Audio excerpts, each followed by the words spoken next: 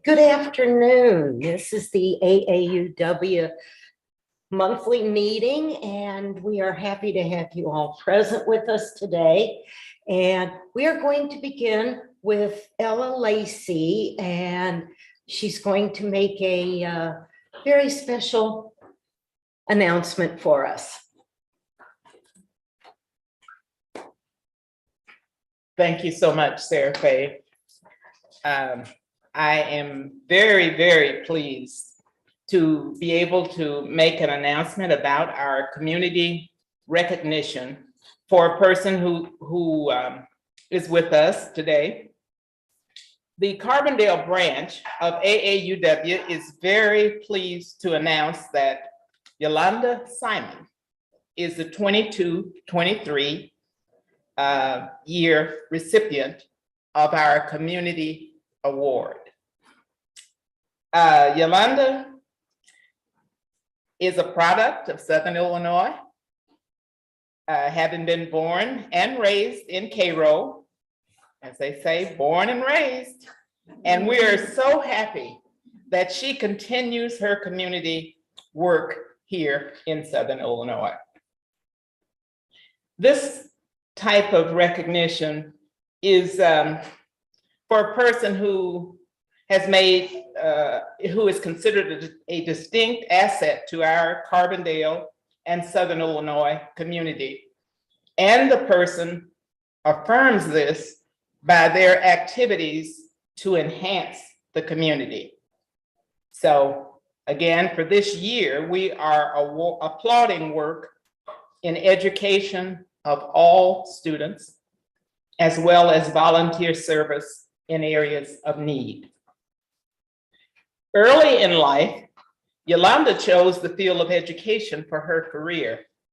Most of the time, she taught language arts and social studies, then worked as Dean of Students at Carbondale Middle School. After 36 years in education, she retired from that field and embarked on a career of volunteer service. Yet, she has kept some teaching in this career. She continues as a Sunday school teacher at Rock Hill Baptist Church, and she teaches as a volunteer tutor in the I Can Read program of Southern Illinois. She has also been an engaged volunteer in Williamson County as a CASA advocate, and in Jackson County at Jackson County Historical Society. She continues as a volunteer community educator for the Alzheimer's Association, the Southern Illinois chapter. And if you want to see very nice photographs of her smiling face, check out some of the Southern Illinois healthcare publications, where they consider her as an ambassador for health in the community. The Southern Illinois community, Yolanda, via AAUW, wants to use this moment to say, thank you, Ms. Yolanda Johnson Simon. Thank you for all that you do. Will you please come forth and accept our appreciation? If you would like to say a thank you to us, we would appreciate it. Thank you, guys. I was so surprised when Dr. Lacey texted me to say this. I thought, okay, but I'm very appreciative. Thank you so much. And I'd like to do a quick PSA. I do volunteer for Alzheimer's. It's very special to my heart. My mom passed from complications of Alzheimer's, as did my sister, and I presently have a sister that's living with it. So it's something that I'm very passionate about. And so I do classes, they call them programs. So if you're in an organization, or you know someone who would love to have someone to come and present about Alzheimer's, I'm your girl. So if at the end of this, if you need one of my cards, I would be happy to give it to you. Thank you so much. Guys, I really appreciate this award. Okay, thank you. Hold it. I need to find out Okay. something. It seems these Carbondale men keep going down the Carroll and getting their wires. That's how. Wires. Oh. That's how Milton McDaniel met Corinne. Oh. Now, I would like to know how Milton found you. He used to be postmaster for the Carroll Post Office, but that's not how he met me. He met me at church. So just so you know. All right. And so that's another story, another time. Thank you so much. Thank you guys, I appreciate it.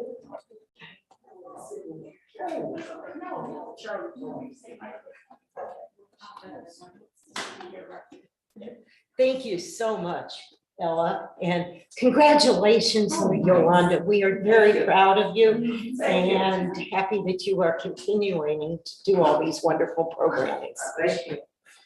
In today's program, we're talking about we're going to have him talk to us. And this is a man who, he started with the dirt and the tools and the nails. He did some building, he did some management, and he has managed to come all the way today up to being our very own city manager here in Carbondale. And I'm sure he still is rolling his sleeves back and getting dirty with everything that he has to go through just to get the meetings involved. So Gary Williams, would you like to talk to us today about a special program that's a concern to us and to the community? I'd like to introduce you to Gary Williams. You guys mind if I take this off?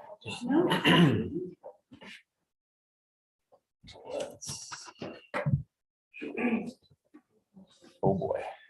There it is. Let's do this real quick. Yep.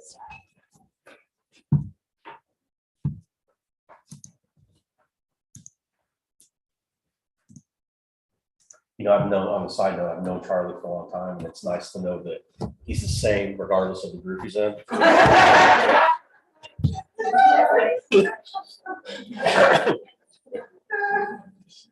Okay, so yeah, so thanks for having me. This has been a topic of, probably the key topic of conversation, at least around City Hall for some time. I think it was at our last council meeting, one of our councilmen said that this might be the most important election ever for Carbondale. And I don't think that's an exaggeration. I really don't. And you'll see why. I'm sure that many of you are familiar to some degree with home rule, but I'm going to give you some facts that are more specific to Carbondale, so you have a better understanding of what's really at stake for us as a community. Oops, I'm just going to use this. Okay, so home rule, over 80% of Illinois citizens live in a home rule community. And that's the question we have all the time is like, is this, you know, is home rule, you know, is it unique? Is it, you know, a common form of government in Illinois, or a common type of government in Illinois? And yeah, it's 80% of folks live in home rule communities. 55% have achieved it via a referendum. So there's two ways, and you know what, I might have skipped one. Okay, let's skip. Okay, let me back up a little bit. So home rule evolved because municipalities were limited by state restrictions. So when the Illinois Constitution was redone in 1970, there was a compromise with the way that we do taxes at the state level. And one of the compromises from one faction in the General Assembly was to provide home rule if you could reach 25,000 in population or via referendum. So there's two ways to achieve it in Illinois. That happened in 1970. We became home rule in 1972. So this is 50 years of having home rule power. The biggest thing it does, it gives you more flexibility at the local level. In the most simplest explanation, if you're a non-home rule community, you can only do those things. You only have those powers that the state gives you. If you're home rule, unless you're preempted by a state statute, you have way more flexibility on how you manage your community. So whether that's through housing ordinances, local taxes, many other things I'll touch on, but it gives you just more local control to govern your community as you see best. And again, the 25,000 automatic, you automatically get it at 25,000 or a referendum. And so again, 80% of communities, 55 through referendum. Muddy, Illinois was the first community in our region to get it via referendum. It's actually today even the smallest Illinois community that is home rule, and they've grown to 61 in population that I don't have there. So 211 communities, everyone around us, every community of all the county seats, all the bigger communities in the region have all achieved home rule status. Okay, so again, pros, cons. Pros, local authority and less reliance on property taxes. That's also, you'll see, a con to many people. For Carbondale specifically, one of the things I wanted to touch on was the rental property. So if you're a non-home rule community, you're limited in how you regulate housing. It's very complaint based. Okay, so you can't proactively enter properties. You can't do any sort of licensing like rental licensing, crime-free housing. We did a couple years ago chronic nuisance ordinance. I guess it's been about 4 years ago. We did chronic nuisance ordinance. Couldn't do that. So your powers are very limited on what you can do administratively to regulate housing. If you're a home rule community, you can do all the things I just mentioned. One of the things that I'm sure you guys are aware of, in Carbondale, we have over 8,000 rental units. It's actually about 8,300. And many years ago, the city, probably about 15 years ago, the city created a rental property registration program. So although it says registration, ours really functions more like a license. It requires anybody that owns property to register their unit with us. They have to get it inspected every 3 years, or if the ownership changes within that 3-year period. And so that gives us the ability to send code enforcement in every few years to make sure that there's no life health, safety issues, that we've achieved the minimum standard. And I would tell you that the minimum standard for housing is, the bar is pretty low, actually. You'll hear a lot of things in the community about code enforcement and different things, but the housing code is about that thick, and we really focus on life, health, safety things like making sure the water heater works properly, all the doors or windows work properly, that we have good egress, smoke alarms, electric outlets, GFIs work correctly. So all the kind of basic stuff is what we really focus on.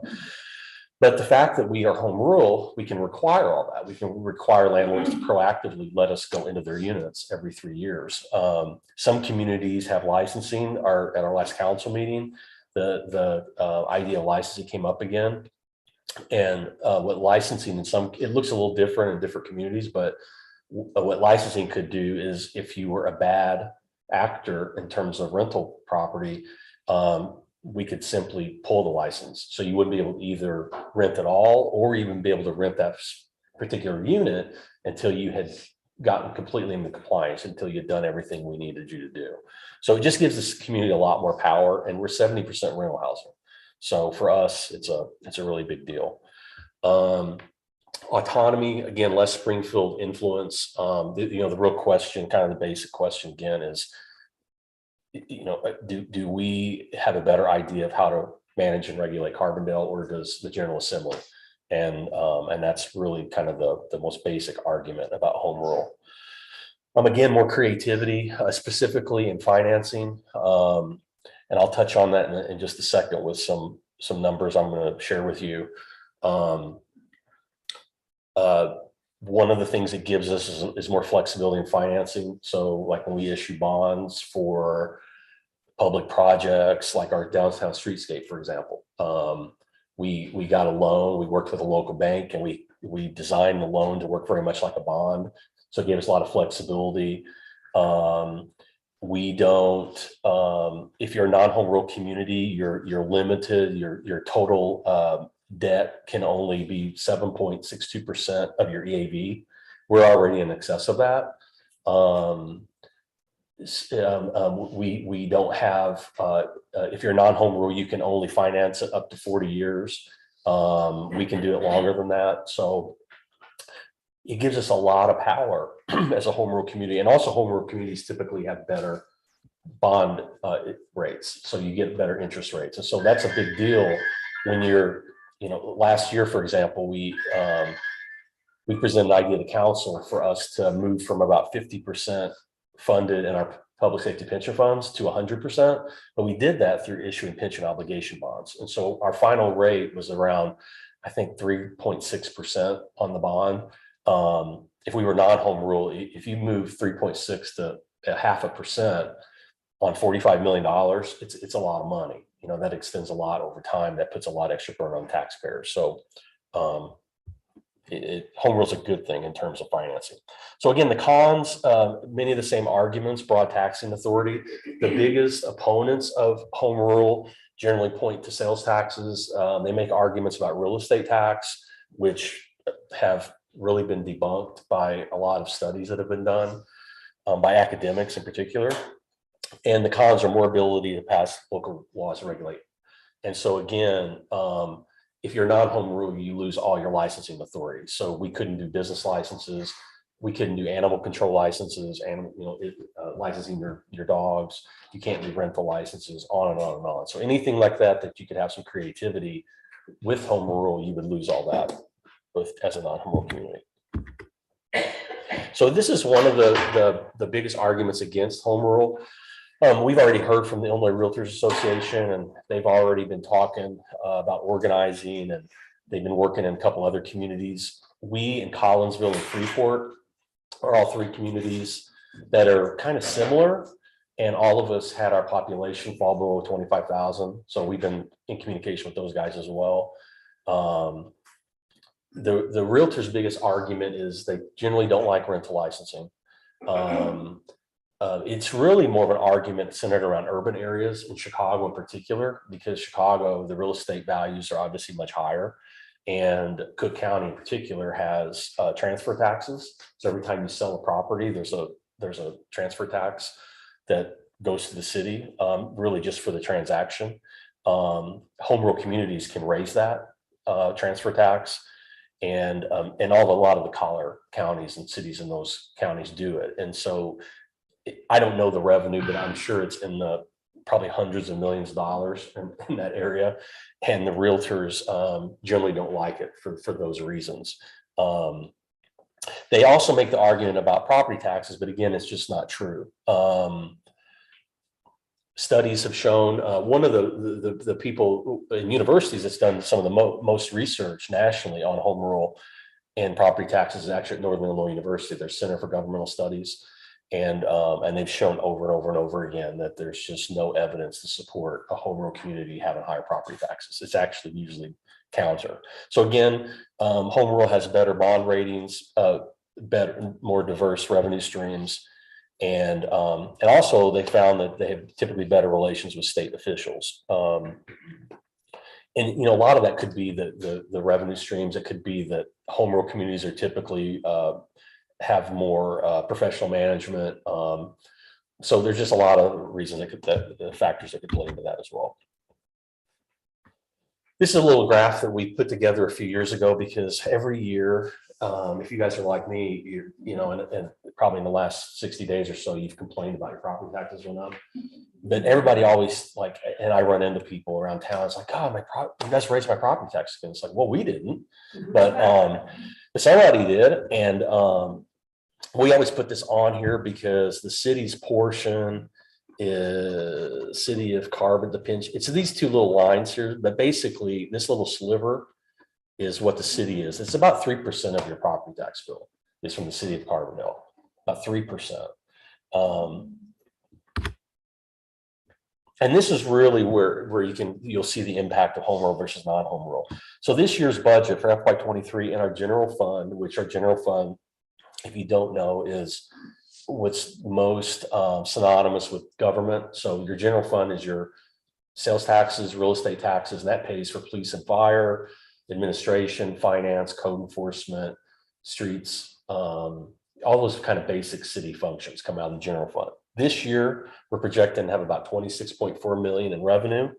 And you'll see right here, property taxes, 1,035%, home rule taxes, 9.8 million. So 37% of our budget is home rule tax. 3.9 is property tax. This property tax number, this is basically the same number as it was 1999 in Carbondale. And the reason that the city of Carbondale and the city council has been able to levy a flat real estate tax all these years is because of home rule taxes. So whenever you buy something at the store, you have 6.25% is your state sales tax, and there's about 2.5% of local home rule taxes that get you up to 8.75. Okay. What we found this summer actually is we looked at credit card data, and it was actually, there's more dollars spent outside of our region than we even imagined. All of the sales activity that occur around the mall and like where Home Goods and that whole area is, Dick's Sporting Goods, Walmart, about 18% of the purchases made there are Carbondale zip codes. And about 50% downtown, about 50% out of Murdale. So you can see that with having this economic center and all these people coming in from the outside, the logic of the city and the logic of the city council all these years has been, hey, with everybody coming in here every day and also for jobs and for whatever reason, why not put the tax burden more on visitors that are making purchases here, who also use our roads and you know, we have to call the police for accidents and all these other services, and keep our real estate tax levy low, so we don't penalize our residents. So that's really the thinking behind that. So the question I always ask people is, if you're against home rule, if you think you're against the idea of taxes, and let's just assume that you're happy with your current level of service in Carbondale in terms of the services that are offered. If we lose home rule, we lose 9.8, the ability to collect that $9.8 million. Now, non-home rule communities can raise taxes up to 1% before going to referendum. So, you know, let's just assume that we did lose that and the city council imposed a 1%. We're still about $6 million in the red. The only way for us to mitigate that is to raise that number, the $1 million number, and council would have to do it this year before we lose home rule status. So we did the math, and to maintain our current city services, if you have a $100,000 home in Carbondale and we lose home rule, your taxes could go up as much as $1,400 a year to mitigate that loss. If the city council, that's all assuming that council wanted to keep everything the same, didn't want to lay people off and make massive reductions in services. That's really the impact. And so that's been the logic behind, again, you know, spreading that out and using the sales tax, your ability to use sales tax and food and beverage tax. So a few years ago, and it was highly unpopular, the city council passed a food and beverage tax of 2% on all your prepared food purchases and a 4% on packaged liquor. And all that money's been used to do capital improvements. So a lot of the things you're seeing around town now with the whole new streetscape, the roundabout over on Chautauqua, McClafferty, a number of resurfacing projects, our new multimodal project. We use a lot of that revenue too for matching funds. And so the fact that we have cash available in our local improvement fund helps us write grants. And so when we need we just submitted a DOT grant, a federal grant several months ago for $9.5 million. Well, 7.6 million, and the total project's about 9.5. But we have that cash available to make our match. It was the same thing with our multimodal project, bike path project. I mean, on and on and on. It gives us a lot of power to be able to leverage it to bring other resources into Carbondale. So we've passed the resolution to make this happen. So because we've lost home rule, the other requirement we have is on the November 8th ballot, we have to have a question on there. And the question will be worded exactly as you see this. Should the city of Carbondale cease to be a home rule unit? So if you like everything I just said about home rule and you want to keep home rule, you have to vote no, which is confusing, right? And I've had people ask, why would the state do that? Well, the state frankly doesn't like home rule. I mean, that's probably why they did it. And they do that on a lot of these ballot questions statewide. The fair tax, if you guys recall the last election, there was a fair tax amendment that Governor Pritzker had really pushed for since he got into office to tax higher incomes at a higher rate. And that requires a constitutional change. That poll, the Simon Institute even polled it for years, and it consistently polled at least 60% of voters were in support of it, and it failed. It was worded in the opposite, like this. So it can be confusing. The good news is there's a high percentage. It's like over 90% of the referendum questions to retain home rule that have been on ballots in Illinois for the last 50 years have passed. So generally, if people get home rule, they generally understand the value of it and they want to keep it. It's rare for cities to vote it out. There are some examples, like Rockford did it a number of years ago. There's been tons of stories written about Rockford. They had to lay off half their police department. There's been years where they have to turn streetlights off. I'm not exaggerating. They have so little revenue because they lost their home rule power. But it was defeated because of this anti-tax sentiment in the area. Lombard has done the same thing, but not with the same consequences as Rockford has. And then if you want to lose it, you would vote yes. We are going to have some clarification language on the bottom that will provide a little more explanation on what you're actually voting for. So that's really That's what I was going the to ask. question. Is it going to look like that? It's not going to say no, maintain home rule. It's not going to say that. No, it's going to say, actually, that's a great question. It'll say, should the city of Carbondale cease to be a home rule unit? And it will say below it, it will say like answers must be yes or no. That was required. And then it'll just say yes, no. And then there'll be clarification language that says a no vote means you want to keep home rule. A yes vote means you want to lose home rule. And just a couple other things that home rule is so like there's so much nuance in the statutes in the state. Home rule touches so many things. So some of the things we like to touch on, I mean, obviously the revenue and the rental licensing is the most important for Carbondale. But I mentioned animal control.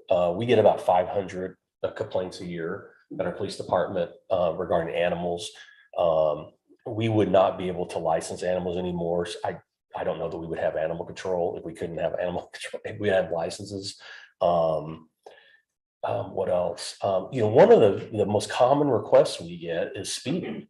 So people come in and they say, hey, I don't like people who are speeding in my neighborhood. And there's been a couple times just in the last 2 or 3 years that's happened, and neighborhoods have gotten petitions and they've come to city council and we've lowered the speed limit to 25. You can't do that if it's a non-home rule community. You can only set speed limits based on type of road and what the state tells you. So the lowest speed would be 30 or 35 that we would be able to do. So it's just little things like that are like all through the code that really has a long-term effect, right? But the biggest one obviously is the revenue and the licensing ability. So, and that's all I've got. Do you guys have questions? I do. Yep. I was listening at the beginning. Why are we voting on this now if we've had it for 50 years? Yes, I'm so sorry. Yeah, so in Illinois, again, you get home rule via referendum. If you get 25,000 people, automatically you get it. And so at the last, I didn't do a good job explaining that. At the 2020 census, our population fell to, I think it's 21,857 now. So now we're required. And it was saying that Collinsville was like, they're like 500 short. They're really close. And Freeport was, I think, a little more, maybe like a couple thousand. But it's funny. I've gotten to know the city manager of Charleston pretty well over the years. They're non-home rule in a college town. and he can just tell you horror stories really about the housing more than anything, because they're just so constrained with what they can do. And he tells the stories, and it's like going back in time to, and I'm not trying to suggest at all, we've got lots of housing issues that we're working on all the time, but it's way better than it would be if we didn't have, the powers that we currently have. How's it going? Thank you for your presentation. It's very clear, very informative. The Legal Building Board is holding several forums this month. But I wanted to ask you, because of the wording that is going to be on the ballot, whether should the home rule cease to exist, is there any way that when we interview candidates or people who are going to be heard, that we can end the presentation by asking, are you for home rule? If so, how are you going to vote? Yeah. And because then people know that they have to vote no if it cease to exist. You don't want it to cease to exist because it's confusing. I think we're going to bring more attention to the public, how they should respond to this. So if we get candidates who say they're for and we ask them a question, do you think that would help? The only thing are you talking about local candidates? Yes. But that's not that. Well, see, the issue, I think it would help, but the issue is that this is November 8th.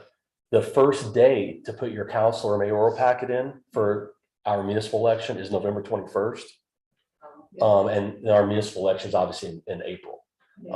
And so the candidates won't have revealed themselves more than likely before November 8th. But yeah, I think that would have helped. Would it help to have an opinion in the local paper?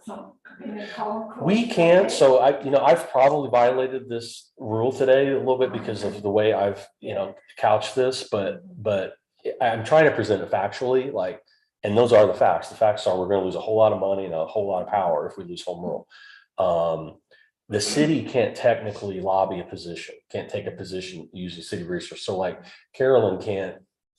Carolyn Harvey is the resident, can have conversations with you guys on what she thinks is right, but she can't as a elected official of Carbondale or on the dais or something, like any official city capacity, she can't endorse yes or no. There are a few questions online, so let's see. Oh. Let's take a look.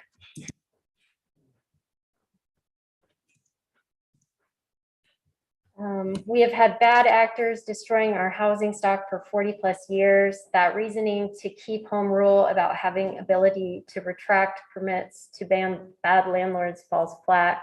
Why should we trust you to do anything different in the future? Well, what I would say is I think I get that question, and I think it's a fair question. I had a conversation with someone yesterday or a couple of weeks ago, and I said, I don't disagree with anything you just said. I think there was decades of being too lenient with landlords, but I would say that,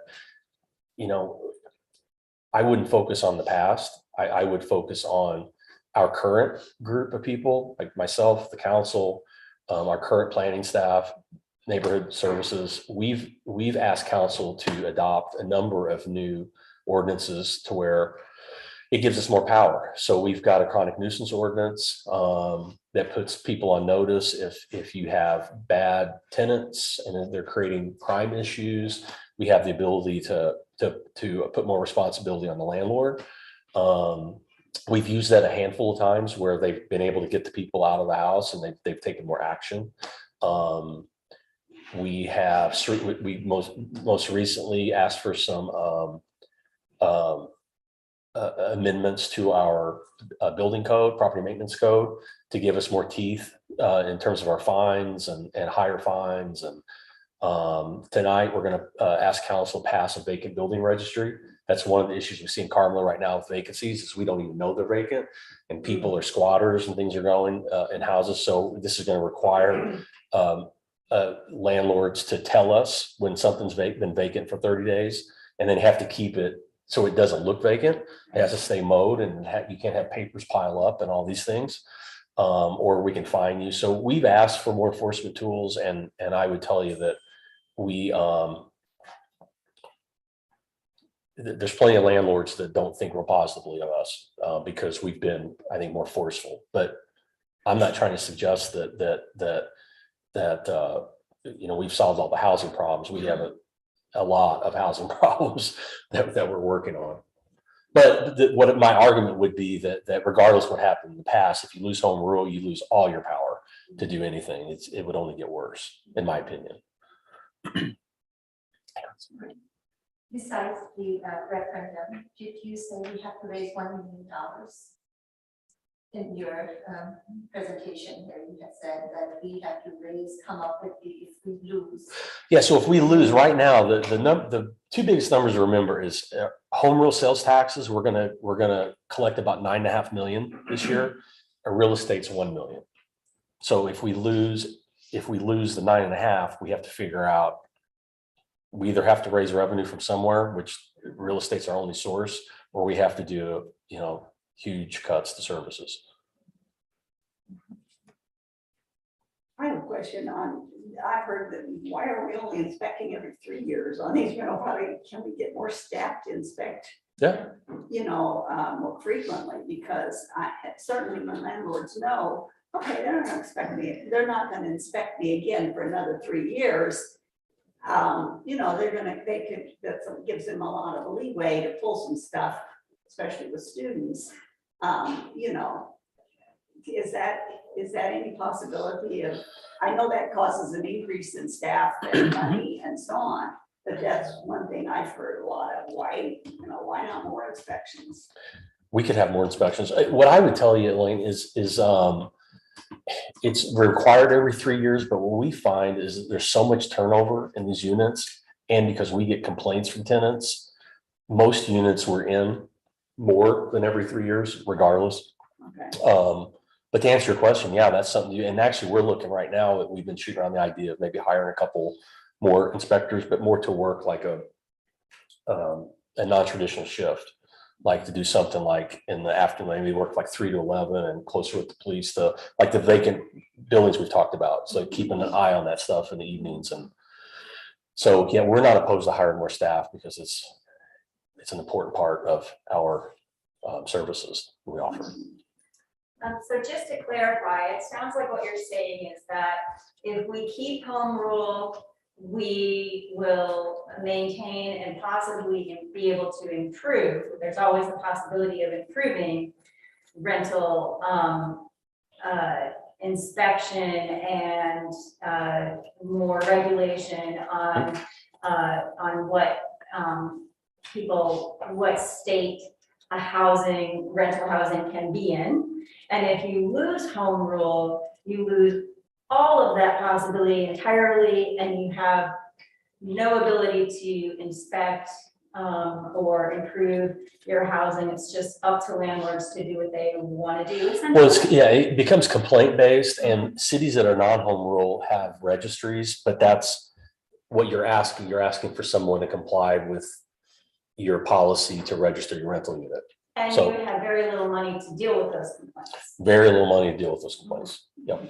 There's quite a few more questions on here. Maybe we should give the virtual audience a chance. I keep hearing there couldn't be animal licensing without home rule, but in 2019, the Illinois legislature passed 510.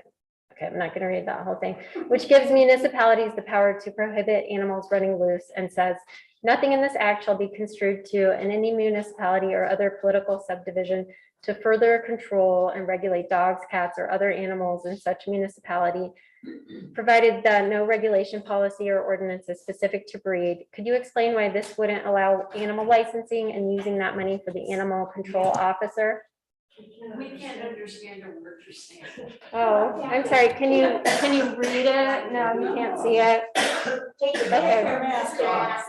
Okay, I really don't want to read that entire thing. It was really long. Okay, so basically there is an Illinois legislature that was passed that said some stuff about animals. So why wouldn't that be able to allow for animal licensing and using money for an animal control officer? Why does it need to be local?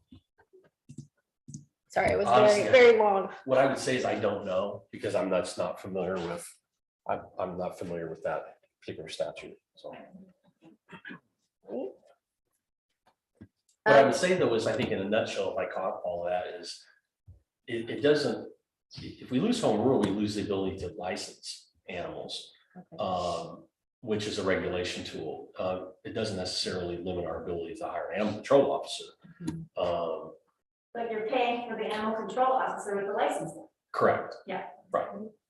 Okay, if we were to lose home rule, is it possible to add it to the ballot again in a future election? Yes. Yep. Every 2 years. Okay, they're just saying it's a little hard to hear the audience. So could we repeat the questions? Yeah, I'm sure especially people in the back. No problem. How many times has the chronic nuisance ordinance been used? Also, what progress has this council made in giving the city more ability to hold landlords accountable? Yeah, I touched on that a little bit. I'd have to look. I'd have to go back because the chronic nuisance, I think it was in maybe like 2016 that we passed it. We've used it a handful of times. It has helped us in a handful of instances where we've had generally some sort of illegal activity that was pretty serious, some violent activity. And the reason that the chronic nuisance was written is because you guys are probably aware that oftentimes landlords rent to people that, you know, in particular, if they have a lot of vacancies, they may have a month-to-month lease. They may, you know, who knows what they might do. And so what we were seeing at the particular time is we were seeing people rent vacant units on a short-term basis, and they would have parties and different things. And sometimes it would escalate into some, you know, melee and that, you know, fights and drugs and guns and all kinds of stuff. So we've used it a handful of times to kind of nip that behavior at the bud where something has happened. And we've called the owner and said, look, this is a chronic nuisance property. We're going to hammer you on this. And here's the fines. And then they would, you know, get in compliance and take control of their unit. That was really the intent of it. As far as the other ones, I just touched on several of those.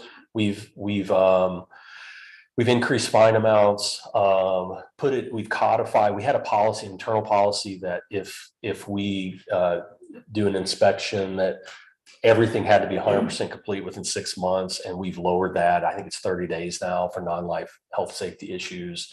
So we've codified it. We've raised those fines. Tonight we're doing a vacant building registry. There was a couple more things we did in the spring. We presented these ideas in February, and then we came back and passed everything but the vacant building registry. I don't remember the other couple that we've done. I had a question as far as one of the chief complaints we hear through Sparrow Coalition is that the price of housing is just too high in Carbondale for so many of the population. And yet you hear that there's these rental properties that are vacant and then causing problems of this sort and that sort. Has there been any kind of city response or something to try to bring these two problems together, to try to perhaps have more lower rent in some of these places, maybe subsidized somehow, maybe federally or whatever? And I know there was quite a crisis a month or so back with Brookside Manor, where a new landlord came in and said, you're all going to be out of here in 30 days. Georgetown, yes, I'm sorry. Yes, Georgetown, which is quite a crisis for those families, because there wasn't any other place that they could get that same rent, subsidized rent, like from that, you know, someplace else. So is there anything in the works that would maybe try to bring those together? I mean, Gary, could you share the TIF idea that's going on? Yeah, that's part of it. What I would say though, Elaine, is that it's we hear that a lot, but we have lots. We have a list that's a page long of HUD approved housing in Carbondale. So I think there's lots and lots of HUD approved units. The problem, here's what I would tell you, and I think that my staff would say the same thing, is we have an abundance of subsidized housing. We don't have enough quality subsidized housing. Right. That's the problem. And so so a couple things that to Charlie's point is one of the things we've wanted to do for a number of years, and the council just approved it. We have this downtown TIF that's generating income now because of some new development. And so we expanded the TIF into 3 residential neighborhoods, portions of Northeast, Northwest, and the Arbor District. And so now that gives the funding available to potentially work on these problems. What does that do for those neighborhoods? They could put rental units there? Well, here's what it could do: a lot of different things. Okay. It's tangential to that, but really I think it will be a key part of that is council directed us to create a community land trust. Community housing trust it's really a community land trust, but and the idea behind that is if the city puts money into this trust, there's a lot of vacant housing now. So there's so many different avenues you could go down. The land trust could buy housing. It could buy old housing that is too far gone down repair. They could demolish the housing. They could look for then affordable housing partners to build new quality stuff that's well managed in those places. It could subsidize housing on its own. It could do utility incentives. I mean, on and on and on and on. It could help with leveraging loans. It could like a loan loss reserve. It could provide all kinds of incentives. The city has a bunch of local incentives that we do for rental conversion programs, curb appeal programs. And then that's all tied together as well with this notion of TIF that Charlie had mentioned. So a lot of incentives to encourage people to improve their properties, basically. Can we move on to this next question for a moment? We have about 10 more minutes, so we might want to try to get a few more of these. Because the city can't campaign about the home rule issue, it seems up to citizens to get the word out. What are ways we can do this? We're here. Well, yeah, I mean, work with local groups. I do know there's a local group of people that are working on this idea or working on this issue. So I think there are some people out there that are working on it. So it's just communicating with your neighbors and League of Women Voters and all these other groups that are involved in the community.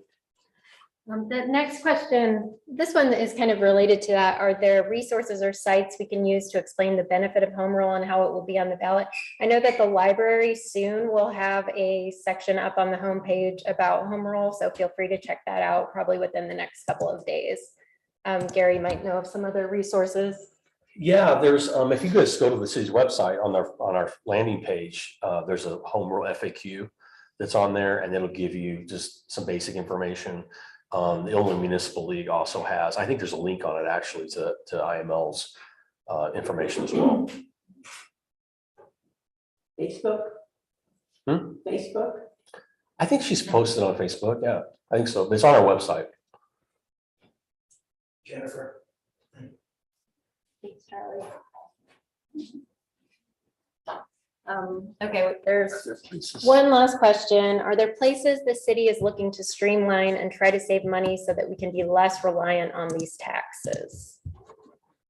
Well, I would say that's a question we get asked a lot, and it's I would tell you the city is very lean right now. If you go through City Hall, there's far fewer staff than there was 10 years ago when I got here. Our police department is at all-time lows. So we've done so many things in the last few years with consolidating positions and just things like the communique, for example. We used to spend about $30,000 a year to print a magazine that we moved to online and save 30 grand. And there's a lot of little things like that. I'd have to stop and really think about it. Transitioning to solar, we're in the process of moving our fleet to electric vehicles, hybrid vehicles to save on fuel. We try to outsource stuff, some consultants and things, right, versus having internal staff. So we're always looking at it. I've actually talked to our finance director. He thinks this is a crazy idea, but I've actually threatened really over the years to broadcast our budget meetings. So people could see that we scrutinize every single cost. And we spend a lot of times, it's like weeks of day-long meetings with all the various departments questioning like, well, you've got $2,000 in here in outside services, but you only spent $1,800 in that last year. Was it 1,800? Is it 2,000? And all those 200, 500, $1,000 all add up. And so we try to be very good stewards with public's money. Well, I just want to ask, how much can you streamline? Can you streamline $9 million? You can. It's impossible. Like, that's, Yeah, it's impossible. That's a lot, right? Yeah, it's impossible. That's massive. Even if it's $5 or $6 million a year, those are massive cuts to the when the budget's 26 million. You're at 20% of yes, those are massive loss of services. Do you work much with SIU in trying to, I think that's not advertised much, how you can work with SIU to minimize the city expenses. There had been talk in the past, like the SIU police and your police and working more together and so on and so forth.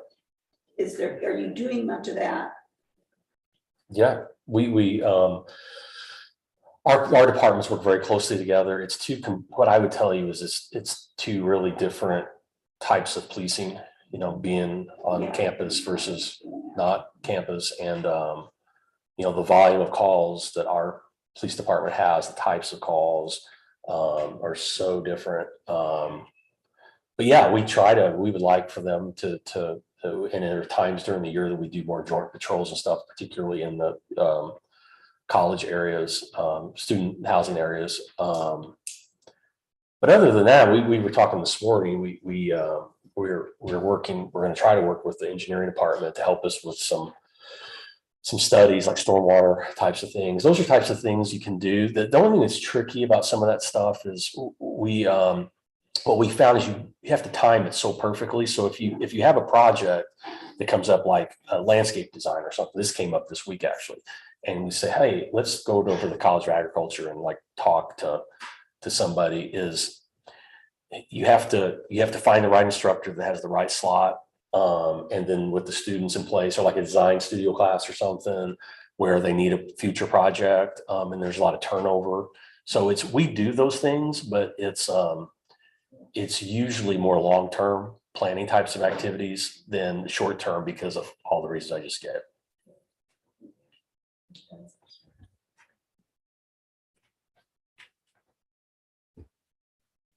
Thank you very Don't shoot much, the messenger. Gary.